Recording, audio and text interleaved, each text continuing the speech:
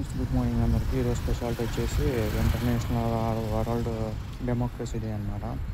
అంటే ప్రపంచ ప్రజాస్వామ్య డే. మనకు తెలిసిందే, గవర్నమెంట్స్ ఉండాలన్నా గవర్నమెంట్స్ ఉండకుండా ప్రజలది ఏకైక పాయింట్ అనమాట. మామూలుగా మనకి ఇది ప్రజాస్వామ్యం ప్రపంచం మొత్తం ఎందుకు జరుపుకుంటారంటే, మామూలుగా ఇప్పుడు ఎవరైనా సరే ఓట్స్ వేస్తే గెలవాల్సిందే. నార్త్ కొరియా ఇలాంటి కంట్రీస్లో అయితే చెప్పలేము. అది కొన్ని కంట్రీస్ వాళ్ళంతకు వాళ్ళే సొంతంగా పవర్లో ఉండగా ట్రై చేస్తారన్నమాట ఇయర్స్. సో దీనిపై నోటు అంటే కష్టం. కాంపిటీషన్ చెప్పండి. ఇప్పుడు పెద్ద కంట్రీస్ లైక్ అమెరికా తీసుకోండి, ఇంగ్లాండ్ తీసుకోండి, మన ఇండియా తీసుకోండి, ఆస్ట్రేలియా తీసుకోండి, లేదంటే ఫ్రాన్స్ కావచ్చు, పెద్ద కంట్రీస్ తీసుకుంటే ఎక్కువ ప్రజాస్వామ్య దేశాలు ఉంటాయి అన్నమాట. ఎందుకంటే ప్రజలే ఫైనల్ డెసిషన్ కాబట్టి. మన ఇండియా అయితే ఇంకా purely democracy.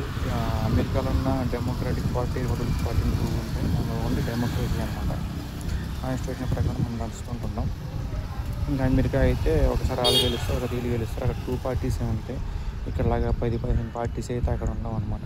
Democratic or republic. ఇలా ఇంగ్లాండ్లో కావచ్చు, పెద్ద కంట్రీస్లో 2 టైప్స్ ఆఫ్ పార్టీసే ఉంటాయి. కానీ మన దౌర్భాగ్యం ఏంటంటే, మన ఇండియన్ అన్ని పార్టీస్ ఉన్నా మనకి ఏం మంచి చేయకపోవడం. సో ఇదన్నమాట టాపిక్. ప్రజాస్వామ్యాన్ని కూని చేసే బ్యాచ్ కూడా ఎక్కువ ఉన్నారు మన ఇండియాలో అయితే.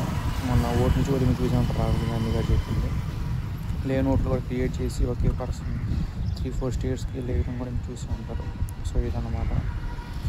ఇక నుంచైనా ప్రజాస్వామ్యం కూని చేయకుండా బతికేస్తారని చెప్పి ప్రపంచ ప్రజాస్వామ్య దినోత్సవ శుభాకాంక్షలు అందరికీ.